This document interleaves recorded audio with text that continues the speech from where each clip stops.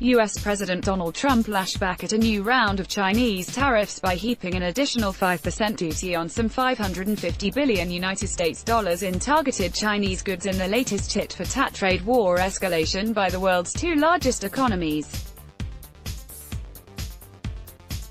Trump's move, announced on Twitter, came hours after China unveiled retaliatory tariffs on $75 billion worth of U.S. goods, prompting the president earlier in the day to demand U.S. companies move their operations out of China.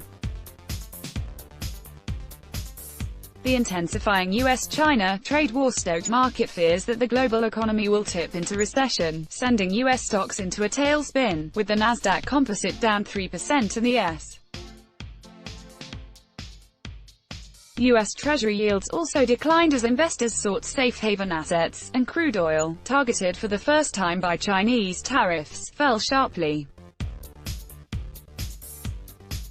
Trump's tariff response was announced after markets closed on Friday, leaving potentially more damage for next week.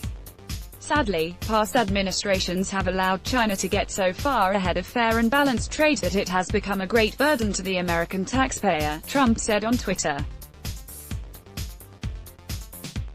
As president, I can no longer allow this to happen. He said the United States would raise its existing tariffs on $250 billion worth of Chinese imports to 30% from the current 25% beginning on October 1, the 70th anniversary of the founding of the Communist People's Republic of China. At the same time, Trump announced an increase in planned tariffs on the remaining $300 billion worth of Chinese goods to 15% from 10%. The U.S. will begin imposing those tariffs on some products starting Sept. 1, but tariffs on about half of those goods have been delayed until Dec. 15. The U.S. Trade Representative's office confirmed the effective dates, but said it would conduct a public comment period before imposing the 30% tariff rate on October 1. U.S. business groups reacted angrily to the new tariff hike.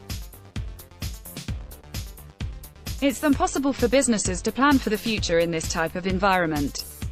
The administration's approach clearly isn't working, and the answer isn't more taxes on American businesses and consumers. Where does this end? Said David French, a senior vice president for the National Retail Federation. Trump is due to meet leaders of the G7 major economies at a summit this weekend in France, where trade tensions will be among the hottest discussion topics.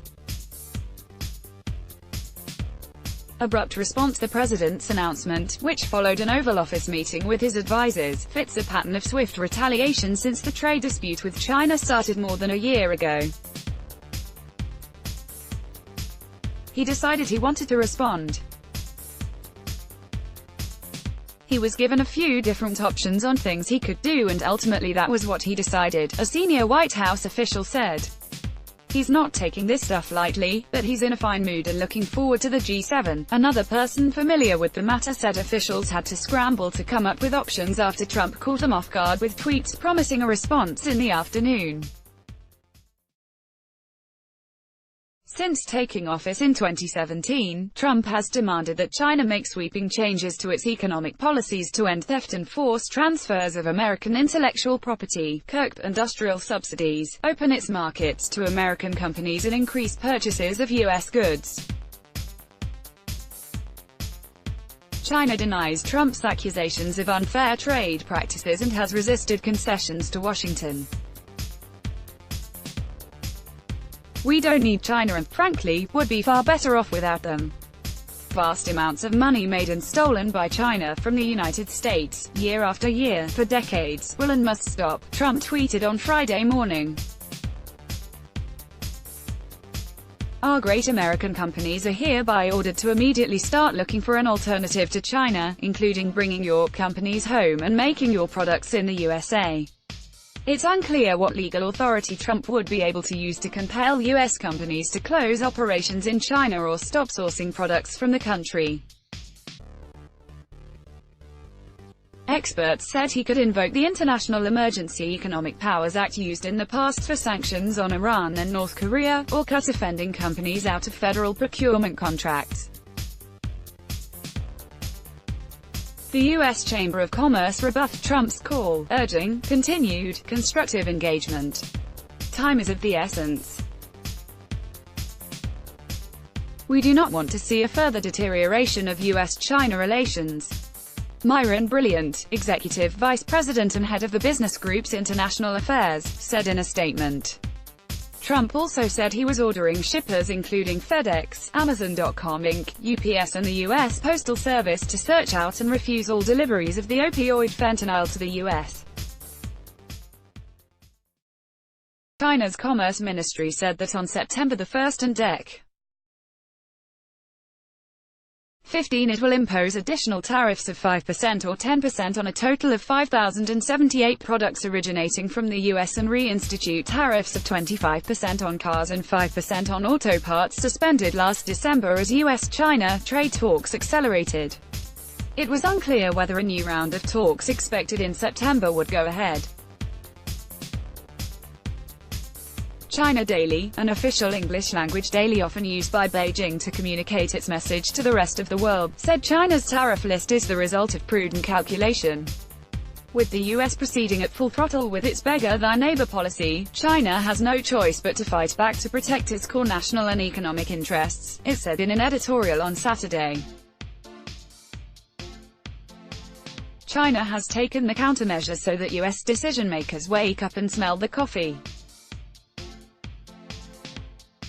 And appreciate that until Washington follows the Osaka consensus, there can be no deal. Agriculture, auto sectors hit. The growing economic impact of the trade dispute was a key reason behind the U.S. Federal Reserve's move to cut interest rates last month for the first time in more than a decade. The president's trade war threatens to push the economy into a ditch, said Mark Zandi, chief economist at Moody's Analytics. The president is hoping that the Federal Reserve will bail him out, but if he continues to pursue the war, the Fed won't be up to the task. Among U.S. goods targeted by Beijing's latest duties were soybeans, which will be hit with an extra 5% tariff starting Sept. 1. China will also tag beef and pork from the U.S. with an extra 10% tariff, as well as ethanol with an additional 10% duty from Dec. 15. Although the Trump administration has rolled out aid to farmers stung by China's tariffs, there is growing frustration in America's agricultural belt, a key political constituency for Trump as he heads into his 2020 re-election campaign. The view from much of farm country is bleak and anger is boiling over. With bankruptcies and delinquencies rising and prices falling, the frustration with the lack of progress toward a deal is growing, the bipartisan Farmers for Free Trade group said in a statement. Reuters, contact us at email protected, CG let's block ads. Why?